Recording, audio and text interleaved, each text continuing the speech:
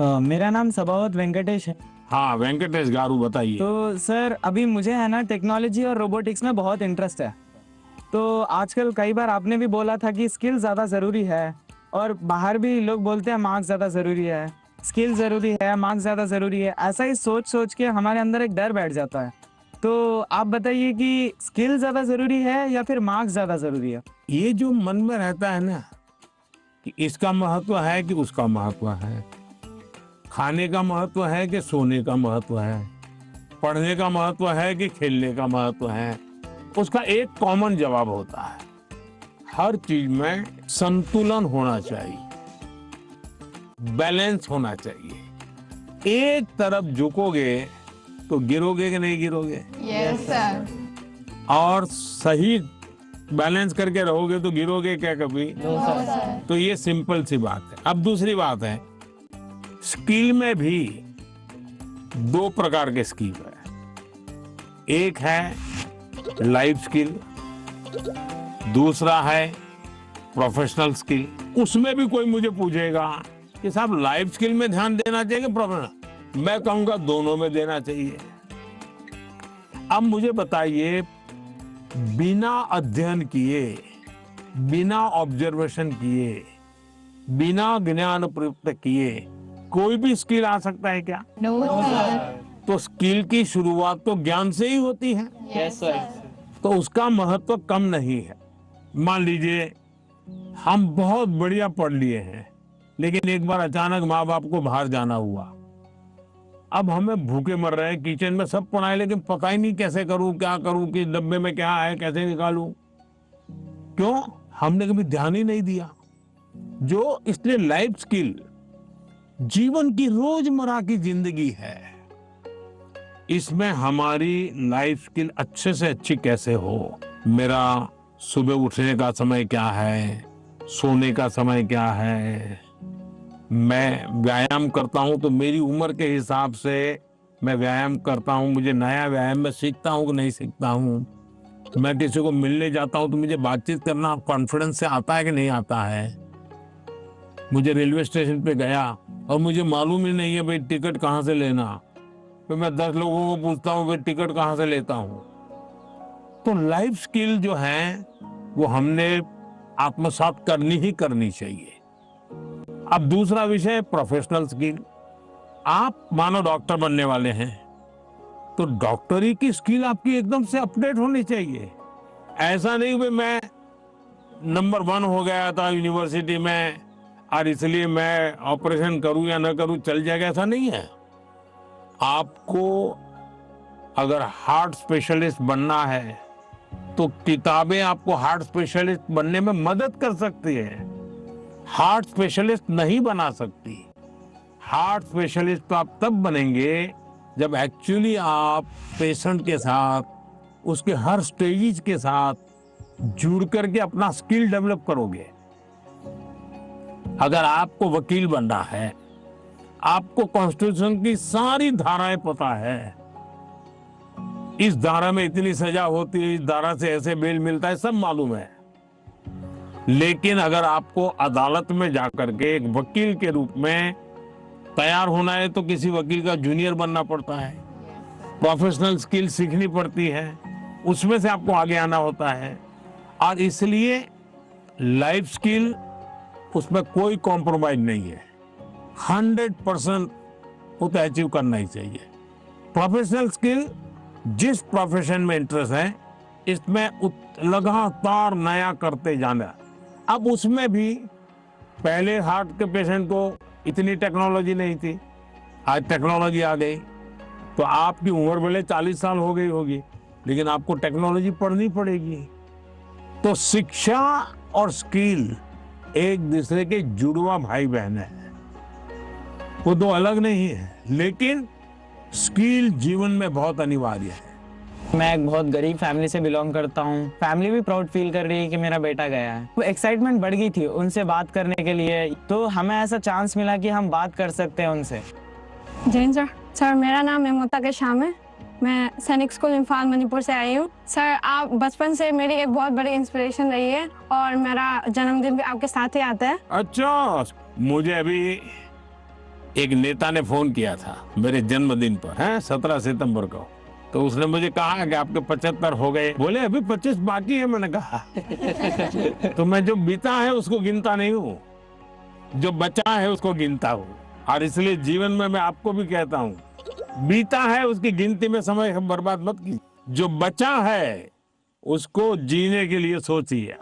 अच्छा बताइए। सर मेरा आपसे ये प्रश्न है कि सर हम बोर्ड्स एग्जाम या फिर कोई स्कूल के एग्जाम की प्रिपरेशन करते समय पिछले कुछ सालों के क्वेश्चंस देखते हैं और हम ये अपने आप तय कर लेते हैं कि कौन सा टॉपिक ज्यादा सही रहेगा, कौन सा जरूरी है, और कुछ हम सोचते हैं कि मार्क्स कम है एग्जामिनर का, यहाँ पे फोकस नहीं होगा तो हम छोड़ देते हैं। क्या ऐसा करना सही है? कभी कभी आपने देखा होगा अखबार में हेडलाइन आ जाती है कि इस बार पेपर बहुत भारी था, बच्चों को बहुत तकलीफ हुई।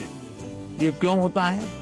सिलेबस के बाहर का होता है क्या? No sir. लेकिन आपको भारी क्यों लगता है? क्योंकि आपने वो 10 साल की पैटर्न के जो 3, 4, 5 साल एक एक विषय के सवाल है उसी पर ध्यान केंद्रित किया। पहले आता था श्योर सजेशंस, फिर आने लगा इम्पोर्टेंट क्वेश्चंस, फिर आने लगा 10 साल के पेपर आप कर लीजिए, वही पैटर्न चलेगा। ये बीमारी जब मैं पढ़ता था तब भी थी, और ये बीमारी फैलाने का काम कुछ टीचर भी करते हैं। टीचरों को क्या लगता है कि मेरे स्कूल का नंबर अच्छा हो, मेरे क्लास का नंबर अच्छा हो, इसलिए वो क्या करते हैं, जिससे नंबर मिले वही पढ़ाते हैं।